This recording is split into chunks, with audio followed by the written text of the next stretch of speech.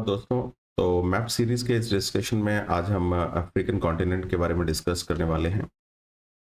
तो जहाँ तक अफ्रीकन कॉन्टिनेंट का सवाल है तो पॉलिटिकल डिस्कशन हम प्रीवियस वीडियो में कर चुके हैं जिसे आप देख सकते हैं। तो ये डिस्कशन बेसिकली फिजिकल इश्यूज़ के बारे में होगा, फिजिकल अफ्रीका के बारे में होगा, अफ्रीका की भौगोलिक संरचना के बारे में होगा। तो जहाँ तक अफ्रीका कॉन्टिनेंट का सवाल है तो जैसा कि आप देख सकते हैं Africa is the second largest continent of the world after Asia. तो एशिया के बाद सबसे बड़ा जो कॉन्टिनेंट है वो अफ्रीका है, जो आप देख सकते हैं यहाँ पे जो भी फर्स्ट लाइन में है। इसके अलावा अफ्रीका की ज्योग्राफी बड़ी यूनिक है, क्योंकि जैसा आप प्रीवियस वीडियोस में भी जान चुके होंगे कि इक्वेटर ट्रॉपिक्स, दोनों ट्रॉपिक्स ऑफ कैंसर और कैप्रिकॉर्न तीनों एक ही कॉन्टिनेंट से होकर जो निकलते हैं, वो अफ्रीका अकेला कॉन्टिनेंट है। जहां तक सवाल अफ्रीका का है तो ग्रीनविच मेरिडियन इसके भीतर से होकर निकलती है, जैसा कि आप देख सकते हैं लंदन यूरोप से निकलने के बाद ये ग्रीनविच मेरिडियन है, जिसको आप लोग जिसके ऊपर आप इंटरनेशनल स्टैंडर्ड टाइम का डिबेट करते हैं, या फिर इंटरनेशनल स्टैंडर्ड टाइम जिस 0 डिग्री लॉन्गिट्यूड को फॉलो करता है। इसके अलावा आप समझ सकते हैं कि अल्जीरिया जो है वो इस नॉर्दर्न अफ्रीका में है, वो सबसे बड़ी कंट्री है जहां तक एरिया का सवाल है, और नाइजीरिया जीडीपी और पॉपुलेशन दोनों के हिसाब से सबसे बड़ी है, और ये दोनों ही कंट्रीज नॉर्दर्न अफ्रीका में। इसके अलावा सेशल्स जो इंडियन ओशन में है वो सबसे छोटी कंट्री है, तो सेशल्स इंडियन ओशन में एक आइलैंड है। तो ये हुई जहाँ तक ज्योग्राफी कंट्री वाइज या पॉलिटिकल कनेक्टेड ज्योग्राफी। इसके अलावा जो आपको समझना जरूरी है कि Africa is surrounded by water bodies, बहुत सारी पानी की बॉडीज हैं, जैसा कि आप समझ सकते हैं ये अटलांटिक है, ये इंडियन ओशन का पार्ट्स हैं, इधर साउथ में आप देखेंगे तो फिर एंटार्क्टिका वगैरह जो और सदर्न पार्ट्स में मिलेंगे आपको। इसके अलावा नॉर्दर्न साइड में आप देख सकते हैं कि मेडिटेरेनियन से कवर्ड है, रेड सी यहाँ पे है, स्वेज कैनल यहाँ पे बना हुआ, ये आर्टिफिशियल पैसेज वे है। इसके अलावा Africa Egypt geographically lies both in Asia and Africa. जहां हम यूरोप और एशिया की बात करते हैं तो वहां पे दोनों देशों में टर्की और रशिया होता है। तो यहाँ पे इजिप्ट की जब हम बात करते हैं तो एशिया अफ्रीका दोनों में है, वो स्वेज कैनाल से डिवाइडेड है। जहां तक इक्वेटर की बात है तो अफ्रीका बिल्कुल बीचों बीच से निकलता है, तो अफ्रीका आप समझ सकते हैं कि अफ्रीका 2 भाग में डिवाइड हो जाता है, ये लाइन जो है। इसके अलावा देख अगले चैप्टर में जो हम देखते हैं तो अफ्रीका की नदियों के बारे में, अफ्रीका के भीतर से काफी नदियां निकलती हैं।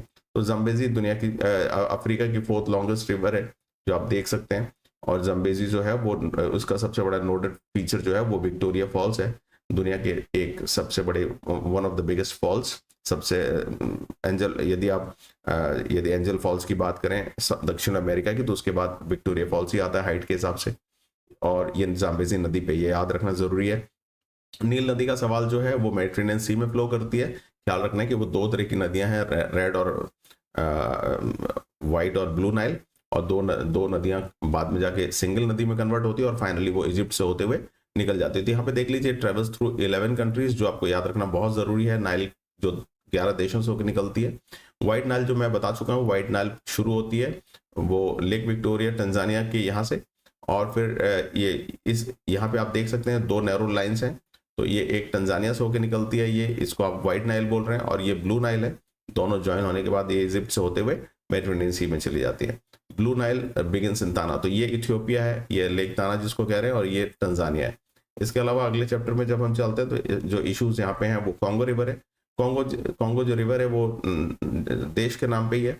तो Congo river west central Africa में है, और ये कॉन्गो नदी काफी रिच है इन टर्म्स ऑफ कि एग्रीकल्चरली भी इंपॉर्टेंट है, जंगल भी यहाँ पे बहुत घनी आबादी वाले हैं, तो ये बहुत बड़ी पॉपुलेशन को सपोर्ट करती है। तो तो इसके बारे में आप देख सकते हैं कि ये 2 लेक्स, बड़ी लेक्स के बीच में से लेक टंगानिया का और लेक न्यासा, जो लेक मलावी कहते हैं, तो इसके बीच में से होकर निकलती हुई इंडियन ओशन में आती है। तो यहाँ पे आप देख लीजिए, इस जगह आप समझ जाएंगे कि लेक टंगानिया का और लेक, यहाँ पे जो टंगानिया का और लेक न्यासा, तो यहाँ से होते हुए इसके बीच में से निकल जाती है। इसके अलावा जम्बेजी, यहाँ पे नाइजर रिवर आप देख सकते हैं, ये भी पश्चिम अफ्रीका में। तो नाइजर रिवर भी आखिरकार आके ये गल्फ ऑफ गिनी से, तो ये नाइजर रिवर है, तो ये आके गल्फ ऑफ गिनी, ये गल्फ ऑफ गिनी इसको कहते हैं, तो इस जगह से होकर निकलती है। इसके अलावा जम्बेजी भी लोग बोलते हैं, तो 4th longest river of Africa, और ये भी जम्बेजी भी जो है वो यहाँ से होते हुए इंडियन ओशन में आते हैं, जिम्बाब्वे वगैरह यहाँ पे कंट्रीज हैं। इसके अलावा आप देख सकते हैं कि अफ्रीकन ग्रेट लेक्स, तो यह याद रखना जरूरी है कि दुनिया में बहुत सारे कॉन्टिनेंट्स जब देखे जाते हैं तो हमें समझ में आता है कि हजारों सालों में ये कॉन्टिनेंट्स एक दूसरे के करीबी हुआ करते थे पहले, लेकिन अब दूर हो गए। तो अफ्रीका में इस तरह से कुछ अफ्रीका टूट रहा है ज्योग्राफिकली धीरे धीरे, और जैसे जैसे ये टूट रहा है तो ये नई नई लेक्स बन रही हैं। तो ये जो बड़ी अफ्रीकन 5 ग्रेट लेक्स जो हैं, इन ग्रेट लेक्स का अफ्रीका के टूटने के कारण ही तैयार हो रही हैं। तो लेक विक्टोरिया, लेक टंगानिया का, लेक मलावी और लेक टुर्काना, ये 4 जो है अफ्रीका की बड़ी लेक्स हैं। तो इनको याद रखना ज़रूरी है कि ये चारों लेक्स जो हिस्टोरिकली ये अपने आप में पहले से नहीं थी, लेकिन ये एक नया फीचर है जो बन रहा है डिपेंडिंग, क्योंकि अफ्रीका ब्रेक डाउन हो रहा है, अफ्रीका अपने भीतर से टूट रहा है, और कुछ सालों के बाद हो सकता है कि 200-400 सालों के बाद ये पूरी तरह से एक अफ्रीकन कॉन्टिनेंट, मेनलैंड कॉन्टिनेंट से भी ये देश अलग हो जाएंगे। इसके अलावा आप देख सकते हैं कि अफ्रीका अफ्रीका क्योंकि बहुत हिंटरलैंड कवर्ड है, तो अफ्रीका के बारे में एक बात जानना बहुत ज़रूरी है कि अफ्रीका के अंदर बहुत सारे एनिमल्स, मवेशियों के रहने की जो जगह काफ़ी है, और घनी यहाँ पे बहुत अच्छी सॉइल है, वॉल्केनिक सॉइल है, तो इसके कारण क्या होता है कि जो ग्रासलैंड्स है वो बहुत मिलती हैं। तो आप देख सकते हैं कि ये मसाई मारा मतलब मसाई ट्राइब का नाम है, मारा एक नदी है, तो ये कीनिया और जो तंजानिया है उस इलाके में है। तो यहाँ पे बहुत ज़्यादा लाइक एनिमल्स एक जगह पे आपको मिलेंगे, एक जगह देख सकते हैं, दुनिया में सबसे ज़्यादा डेंसिटी भी यहीं पे है। और ये यहाँ पे जो ग्रेट माइग्रेशन होता है जिसमें वाइल्ड बीस्ट, बहुत सारे जानवर पानी की तलाश में एक इलाके से दूसरे इलाके साल भर ट्रेवल करते हैं, और इनका एक लंबा फीचर है, एक बहुत कंटिन्यूअस फीचर है साल भर, इसको वंडर्स ऑफ द वर्ल्ड भी लोग बोलते हैं। तो ये हमेशा का एक फीचर है जिसके लिए ये इलाका बहुत ज़्यादा जाना जाता है। क्रूगर नेशनल पार्क दक्षिण अफ्रीका में, बस इतना याद रखना ज़रूरी है, ये भी एक अपने आप में नेशनल पार्क है। और गोरोंगोरो एन नहीं पढ़ते, Ngorongoro conservation is a protected area, UNESCO heritage site है। तो यहाँ पे भी क्रेटरलैंड्स, और यहाँ पे भी काफ़ी एनिमल्स रह सकते हैं, क्योंकि यहाँ पे काफ़ी अच्छी वॉल्केनिक ऐश वगैरह है, और यहाँ पे डेंसिटी भी काफ़ी ज़्यादा है यहाँ पे। इसके अलावा जो देख सकते हैं आप, western portion of the park, जो हमने मसाई मारा पढ़ा था, उसी का वेस्टर्न पोर्शन जो है वो सेरेंगेटी नेशनल पार्क है, ये भी कीनिया में है, मसाई मारा के करीब ही है। और ये ग्रेट माइग्रेशन जो होता है, जिसको हम कहते हैं कि वाइल्ड बीस्ट, बहुत सारे जानवर, कम से कम समझ लीजिए 50 लाख जानवर एक छोटे से सीजन में एक जगह से दूसरी जगह ट्रेवल करते हैं, तकरीबन 1000 किलोमीटर का रेंज कवर करते हैं। तो ये 3-4 महीने की एक जर्नी है, इसी को हम लोग ग्रेट माइग्रेशन कहते हैं, और ये one of the greatest wonders of the world है। इसके अलावा जो हमें पढ़ना जरूरी है वो फिजिकल रीजंस, अफ्रीका का भौगोलिक संरचना उसकी कैसी है। तो सहारा डेजर्ट जो आप देख सकते हैं यहाँ पे कि सहारा डेजर्ट एक बहुत बड़ा डेजर्ट है। तो सहारा डेजर्ट का आप यदि आप देखेंगे तो ये समझ पाएंगे कि इस अफ्रीका का ये येलो पोर्शन है, ये सहारा डेजर्ट है। तो कई देशों से होकर गुजरा हुआ है, तो इस सारे देशों के बारे में आपको जानना जरूरी है। तो ईस्ट से वेस्ट पूरा स्ट्रगल करता है, मतलब इधर रेड सी को भी देखता है और दूसरी तरफ अटलांटिक को टच करता है। इसके अलावा आप देख सकते हैं कि सहारा के अलावा जो अफ्रीकन मगरेब है, तो मगरेब इलाका उसको कहते हैं जो अरब वर्ल्ड, अरबिक भाषा, अरबिक एशिया का कनेक्शन है, जिसमें इस्लामिक प्लस अरब लैंग्वेज दोनों चलती है। तो इस्लाम भी काफी स्प्रेड हुआ है, तो इस इलाके को हम क्या कहते हैं कि अफ्रीकन मगरेब। तो ये मगरेब इलाका है जिसको हम वर्ड यूज करते हैं। इसके अलावा अगला जो एरिया है वो इम्पोर्टेंट है सहेल। तो ये सहेल क्या देख लीजिए, सहेल रीजन जो आप देख सकते हैं, Sahel region is a transition zone between more humid savannas and the drier Sahara. तो सहारा सूखा और जहाँ पे बहुत भींगा हुआ या नमी जहाँ पे ज्यादा है वो इसके बीच वाला एरिया, तो ये ऊपर का सहारा रह गया, नीचे वाला सवाना है, उसके बीच में ये सहेल है। तो ये सहेल को ख्याल रखना, और किस देशों से होकर निकलता है ये ख्याल रखिए। सूडान, इधर इराइट्रिया भी है, और इस तरफ आप पूरे और लास्ट में जिसको आप कह सकते हैं एक छोटा सा देश है जिसे आप कहते हैं like laughing coast of Africa. तो ये इंपॉर्टेंट है। इसके अलावा जो इंपॉर्टेंट एरियाज हैं वो है, इंपॉर्टेंट एरियाज जो हैं वो great green wall of Sahara है। तो great green of Sahara and Sahel is a project of the African Union to control expansion of Sahara desert. तो ये अफ्रीका में काफ़ी मरुभूमि बढ़ती जा रही थी, सहारा मरुभूमि अपनी इलाकों को बढ़ाया जा रहा था। तो आखिरकार लोगों ने कोशिश की कि किसी तरह से ग्रेट ग्रीन वॉल बनाई जाए, और वो ग्रेट ग्रीन वॉल को बनाने के बाद ये कई देशों से होकर पेड़ लगाए गए हैं, जिससे कि इस सहारा के एक्सपांशन या सहारा के बढ़ने से दक्षिणी भाग में इसको रोका जा सके। तो आप देख सकते हैं कि ये जो ग्रीन कलर है, ये डीप ग्रीन कलर है, वो अफ्रीकन ग्रेट ग्रीन वॉल है, जिसे याद रखना जरूरी है। तो ये ग्रीन वॉल जो है वो सहारा और सहेल के इलाकों से होकर निकलती है। इसके अलावा देख सकते हैं सूडान रीजन जोग्राफिकली जो stretching western Africa eastern Africa से होके है, तो ये इसको हम कहते हैं सूडान रीजन। तो ये कलर आप देख सकते हैं, सूडान एरिया किसको कहते हैं। तो सूडान देश से इसका कोई लेना देना नहीं है, तो इसका अपना एक जोग्राफिकल लोकेशन है, बस सूडान एरिया इसे कहा जाता है। तो ये अपने आप में कुछ हद तक एग्रीकल्चरली वेल ऑफ एरिया है। इसके अलावा अफ्रीकन गिनी रीजन है, जिसको याद रखते हैं कि ये अपने आप में आइसोलेटेड है। तो गिनी रीजन को देख लीजिए, ट्रेडिशनल रैम, इसका नाम कैसे पड़ा, इट इज नेचुरली मॉइस्ट, काफी भींगा हुआ है, और and savanna that stretches along the borders, तो काफी भींगा हुआ इलाका है, काफी अच्छी बारिश होती है इस इलाके में। तो ये इसके अलावा कॉन्गो बेसिन है। कॉन्गो बेसिन मिनरल्स के लिए तो काफी फेमस है, लेकिन ये भी जानना बहुत जरूरी है कि अफ्रीका में जो कॉन्गो रिवर है, तो ये जो कॉन्गो रिवर की जो बेसिन है, यहाँ पे कई देश हैं जहाँ पे बहुत ज़्यादा ट्रॉपिकल रेन फॉरेस्ट मिलते हैं। खासकर ये इलाका इस बात के लिए भी फेमस है कि माउंटेन गोरिल्लास यहाँ पे मिलते हैं। माउंटेन गोरिल्लास काफ़ी इंडेंजर्ड है, तो ये गोरिल्ला यहीं पे मिलते हैं। इसके अलावा दुनिया की कॉन्गो जो देश भी है वो कॉन्गो बेसिन के अंदर ही है। तो ख्याल रखना चाहिए कि दुनिया में एक देश के पास जो सबसे रिचेस्ट यदि मिनरल रिजर्व्स की बात की जाए तो कॉन्गो के पास है, फिर भी वो काफ़ी गरीब है, उसकी अपनी सिविल वॉर्स हैं और भी परेशानियों के कारण ऐसा हो रहा है। इसके अलावा आप जो देखिए अफ्रीका के डेजर्ट भी काफ़ी फेमस है, तो सारा के बारे में हम काफ़ी देर से पढ़ रहे हैं। अफ्रीका सारा दुनिया का सबसे बड़ा डेजर्ट है, ईस्ट से वेस्ट पूरा कवर करता है। कौन कौन सी कंट्रीज हैं ये आप देख लीजिएगा। इसके अलावा कलाहारी डेजर्ट जो है वो सदर्न अफ्रीका में है, और कालाहारी डेजर्ट जो है वो बोट्सवाना, नामीबिया और साउथ अफ्रीका में है। और नामीब डेजर्ट जो है वो mostly Africa, southern Africa, Angola, Namibia और सदर्न अफ्रीका में। तो ये तीनों देशों तीनों डेजर्ट्स और पर्टिकुलर कंट्रीज के ऊपर ख्याल रखना जरूरी है।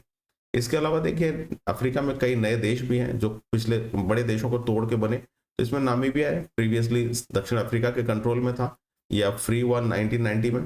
तो नामीबिया है, इसकी कैपिटल विंडोक है, इसको याद रखना जरूरी है। इरिट्रिया, इथियोपिया टूट के बना, और साउथ सूडान, सूडान टूट के बना। तो नॉर्थ सूडान और साउथ सूडान, तो नॉर्थ सूडान का नाम सूडान ही है, तो साउथ सूडान ने अलग एक अपनी तो ये सबसे नया जो देश है वो साउथ सूडान है। इसके अलावा ख्याल रखना जरूरी है कि हिस्टोरिकल कंट्री नेम्स, तो ये पुराने जो नाम थे जिनके नए नाम बने हैं वो अबिशीनिया का पुराना नाम अबिशीनिया था, जो इथियोपिया भी बना है। यदि आप इथियोपिया है, यदि आप अफार्स और रिसास टेरिटरी बोले तो एक बहुत छोटा सा देश जिबोती है जो रेड सी के ऊपर है। इसके अलावा आप देख सकते हैं बेचवाना लैंड जिसको बोट्सवाना लोग अभी कहते हैं, बेल्जियन कॉन्गो था जिसको आप कॉन्गो कहते हैं, बेनादीर था जो सोमालिया कहा जाता है, और इटालियन ईस्ट अफ्रीका जिसको इरिट्रिया, इथियोपिया और सोमालिया कहा जाता है, और कटांगा जो है वो डेमोक्रेटिक रिपब्लिक ऑफ कॉन्गो कहा जाता है। तो इस तरह से ये सारे देश हैं जिनके हिस्टोरिकल नाम आपको याद रखना जरूरी है, क्योंकि नए नाम बहुत ज्यादा बदल चुके हैं। और ये तीनों देश आपको ख्याल रखना चाहिए कि ये तीनों देश जो हैं इनको आप एक साथ मिला के जब कहते हैं तो हम कहते हैं इनको हॉर्न ऑफ अफ्रीका। तो हॉर्न ऑफ अफ्रीका इन इलाकों को कहते हैं। तो आप मैप में देखिएगा तो हॉर्न ऑफ अफ्रीका जो ईस्टर्न साइड में ये तीनों देश एक जगह पे हैं, तो इनको हम हॉर्न ऑफ अफ्रीका कहते हैं। इसके अलावा जो अफ्रीकन सिक्योरिटी का सवाल है, अफ्रीका एक बहुत अस्थिर देश है जहां गणतंत्र बहुत अच्छी तरह से स्थापित नहीं हो पाया। तो आप देखेंगे कि लाइबेरिया है, लाइबेरिया जो सेंट्रल अफ्रीका में एक देश है जहाँ पर हमेशा सेना वगैरह ने गणतांत्रिक प्रोसेस को फेल किया, या उन्होंने जबरदस्ती सत्ता पर काबिज हो गए। तो यहाँ पे कूप 1980 के बाद हुआ, काफी मारपीट झगड़े हुए, बहुत ज्यादा एम्पुटेशन हुए, लोगों के हाथ पैर काट दिए गए। तो ये लाइबेरिया का सिविल वॉर काफी दिनों तक चलते रहा, आखिरकार वो 2003 में आके खत्म हुआ। सोमाली सिविल वॉर जो है वो 1991 में शुरू हुआ। वो अभी भले कमजोर हो चुका है, लेकिन फिर भी उसमें अपनी जो परेशानियां हैं वो अभी भी हैं। वायलेंस हमेशा चलते रहता है, खाने पीने की काफी परेशानियां हैं, बहुत ज्यादा माइग्रेशन होता है। इसके अलावा नाइजीरिया में एक सिविल वॉर था 1967 में, जिसको आप बियाफ्रा का कनेक्शन भी कहते थे। वो नाइजीरिया जब स्वाधीन हुआ तो उसे एक अलग, उसके अंदर ही एक अलग देश बनाने की जरूरत महसूस हुई लोगों को। वहां पे एक बहुत बड़ा सिविल वॉर हुआ, लेकिन आखिरकार वो खत्म हो गया। लेकिन काफी मारपीट झगड़े के बाद, जिसमें 30,000 इग्बो लोग, एक पर्टिकुलर ट्राइब के लोग मारे गए। तो इग्बो लोगों की जो डेथ हुई वो तकरीबन 30,000, और जिन लोगों ने मारा वो योरुबास, लेकिन किसी तरह से एक जो अस्थायी शांति थी वो तकरीबन अब एक परमानेंट शांति में कन्वर्ट हो चुकी है। इसके अलावा जो हाल के सालों में सबसे बड़ा जो नरसंहार हुआ वो 1994 में हुआ, जो रुवांडा में हुआ। रुवांडा आप कह सकते हैं कि सेंट्रल ईस्ट कंट्री है। तो ये रुवांडा में हुआ जहाँ पे हुतू और तुत्सी दो ग्रुप्स थे, जहाँ पे तुत्सी तकरीबन तुत्सियों को हुतू कम्युनिटी ने मार डाला, और इसमें कह सकते हैं कि 8 लाख से ज्यादा तुत्सीज मारे गए।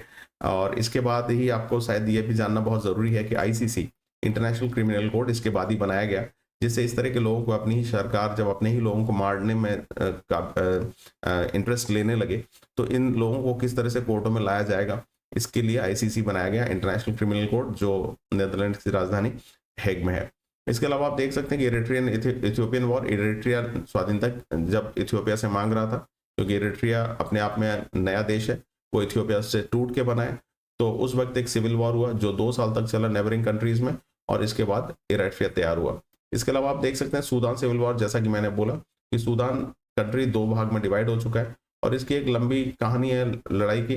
तो ये सूडान का जो सिविल वॉर है, prior to the occupying forces, Britain और इजिप्ट उस वक्त यहाँ पे हुआ करते थे, तो एक पुरानी कहानी है। तो सूडान का पहले भी एक वॉर हो चुका है, और वो वॉर खत्म हो चुका था, लेकिन अभी साउथ और नॉर्थ सूडान के बीच में जो कॉन्फ्लिक्ट हुई है उसको भी हम उसे भी हम देख चुके हैं ऑलरेडी, तो उसे आप रिवाइंड करके देख सकते हैं। Thank you and all for this video.